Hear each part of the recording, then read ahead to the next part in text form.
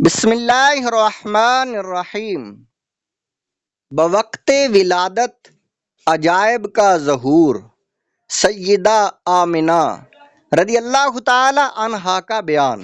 مسند امام احمد بن حنبل میں روایت ہے، عن ارباد بن ساریہ قال ان ام رسول اللہ صلی اللہ تعالی علیہ وآلہ وسلم رأت حین وضعته نورا اضاءت منہ قصور الشام۔ مسند امام احمد حدیث نمبر 17,615۔ ترجمہ: سیدنا ارباد بن ساریہ رضی اللہ تعالی عنہ سے روایت ہے، آپ نے فرمایا کہ حضرت رسول اللہ صلی اللہ تعالی علیہ وآلہ وسلم آپ نے ارشاد فرمایا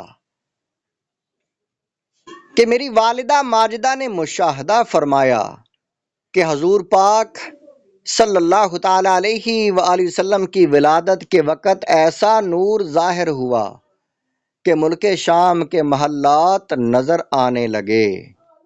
یہ سب انتظام کس لیے ہو رہا ہے؟ کیونکہ یہ اس شاہ کی آمد ہے کہ جس کی آمد کا ہر کوئی منتظر تھا۔ انبیاء کرام جن کے آنے کی خوشخبریاں دیتے رہے، یہ وہی ہیں جن کی امت میں ہونے کی حضرت موسیٰ علیہ السلام کو آرزو تھی۔ ولادت با سعادت کی خوشی میں 3 جھنڈے نصب کیے گئے۔ محدث جلیل امام جلال الدین عبد الرحمن بن ابو بکر سیوطی رحمۃ اللہ تعالی علیہ نے خصائص کبریٰ میں اور شارح بخاری امام احمد بن محمد قسطلانی رحمۃ اللہ تعالی علیہ نے مواہب الدنیا میں درج فرمایا، سیدنا آمنہ رضی اللہ تعالی عنہ فرماتی ہیں کہ میں نے دیکھا کہ ولادت با سعادت کے وقت 3 جھنڈے نصب کیے گئے، ایک مشرق میں، دوسرا مغرب میں اور تیسرا خانہ کعبہ پر۔ یہ روایت الخصائص الکبریٰ باب اخبار الکہان بہ قبل مبعث جلد نمبر 1 صفحہ نمبر 82، المواہب الدنیا جلد نمبر 1 صفحہ نمبر 125۔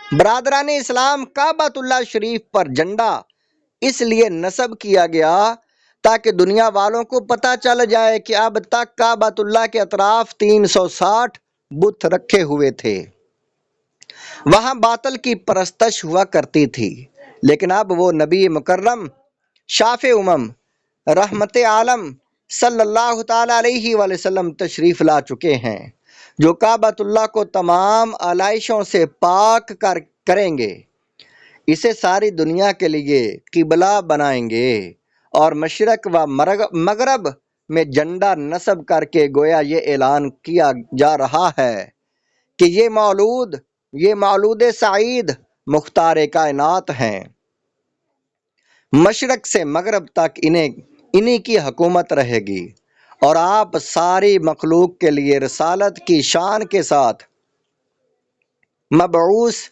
کیے جا رہے ہیں۔ اس کی تائید صحیح احادیث شریفہ سے ہوتی ہے۔ حدیث شریفہ چنانچہ صحیح مسلم میں حدیث پاک ہے، عن ابی ہریرہ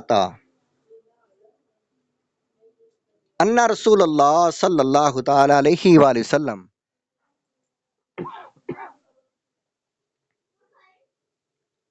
وَأُرْسِلْتُ إِلَى الْخَلْقِ كَافَةً وَخُتِمَ بِالنَّبِيُّونَ۔ سیدنا ابو ہریرہ رضی اللہ تعالیٰ عنہ سے روایت ہے،